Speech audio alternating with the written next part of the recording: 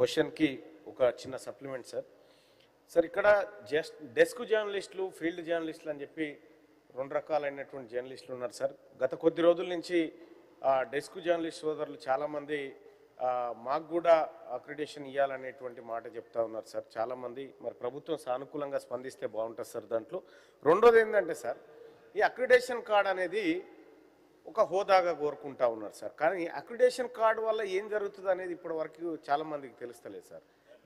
దానివల్ల వచ్చేదేంది, ఇదివరకు అక్రిడేషన్ కార్డులు ఉన్నటువంటి వాళ్ళ బతుకుల్లో ఎలాంటి మార్పులు వచ్చినాయి, ఏమన్నా తేడా వచ్చిందా, లేకపోతే ఇది ఉండడం వల్లనే ఇదంతా జరుగుతూ ఉందా అనేటువంటిది కూడా చాలామంది తెలుసుకోవాలి సార్. అక్రిడేషన్ కార్డు కేవలం పేరుకే సార్, నామ్ నిషాన్ ఉంటుంది సార్. దాంతో వచ్చేది లేదు పోయేది లేదు సార్. అసలుగా వాస్తవానికి జర్నలిస్టులకు కావాల్సింది సార్ భద్రత కావాలి సార్ వాళ్ళకి. సో ఇవాళ ఇప్పుడున్నటువంటి పరిస్థితిలో సార్ నేను చాలా ఇంటర్నేషనల్ సర్వేలు ఆ తర్వాత రిపోర్ట్లు పరిశీలించిన తర్వాత చెప్తా ఉన్నా సార్, పత్రికలు ఫిజికల్గా పట్టుకొని చదివే వాళ్ళ సంఖ్య పడిపోయింది సార్. టీవీలు చూసే వాళ్ళ సంఖ్య పడిపోయింది సార్. దాదాపుగా 100లో 90% వ్యూవర్స్ డిజిటల్ మీడియా వైపు వచ్చేసారు సార్. కాబట్టి డిజిటల్ మీడియా పాలసీ ఒకటి రావాల్సినటువంటి అవసరం ఉంది సార్. సో మనం పత్రికల కోసం 100 కోట్ల రూపాయల అడ్వర్టైజ్మెంట్లో అవో ఇవో ఇచ్చి పత్రికలను కాపాడుతూ ఉన్నాం సార్. దానివల్ల అప్పుడున్నటువంటి వర్క్ ఫోర్స్ ఇవాళ పత్రికల్లో లేదు. ఒకప్పుడు 100-200 మంది పనిచేస్తే ఇప్పుడు ఇద్దరితో పత్రికలు నడపొచ్చు సార్, ఆ పరిస్థితి ఉంది. సో కాబట్టి పత్రికా యాజమాన్యాలకు కొద్దిగా ఖర్చు తగ్గిన మాట వాస్తవం సార్. ప్రింటింగ్ కూడా తగ్గించుకున్నాయి, అంతా డిజిటల్ మీడియాలోనే ఇవాళ సర్క్యులేట్ చేసుకుంటున్నటువంటి పరిస్థితి. కాబట్టి ప్రభుత్వం ప్రజలు ఎక్కడున్నారు, డిజిటల్ మీడియా వైపు ఉన్నారు. కాబట్టి డిజిటల్ మీడియా పాలసీని తెస్తామని గతంలోనే గౌరవ మంత్రి గారు కూడా చెప్పినారు. నేను కూడా 1-2 సార్లు మంత్రి గారు గుర్తు చేసినాను, ఇప్పటి వరకు రాలేదు సార్.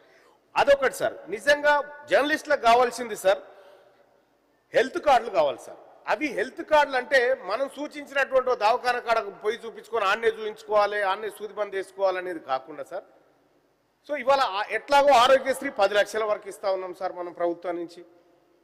ఆ కార్యక్రమాన్ని ఆరోగ్యశ్రీ కార్డు ప్లేస్లో కొత్త కార్డు ఇచ్చేసి గిన్ని నెట్వర్క్ హాస్పిటల్లో ఇది పనిచేస్తుంది అనేటువంటి ఒక కార్యక్రమాన్ని తీసుకుంటే బాగుంటుంది సార్. ఇక మహిళలకు అక్రిడేషన్ వల్ల ఒక రవాణా కార్డు వస్తుంది సార్, ఫ్రీగా బస్ జర్నీ. ఆల్రెడీ మహిళలకు ఫ్రీగా ఇస్తూనే ఉన్నాం. మహిళలు పోగా మిగిలిన కొద్దిమంది పురుషులే సార్ ఒకవేళ ఇవ్వాలనుకుంటే. ఈ చిన్న చిన్న కార్యక్రమాలే సార్, ఇవన్నీ చేయాలి సార్.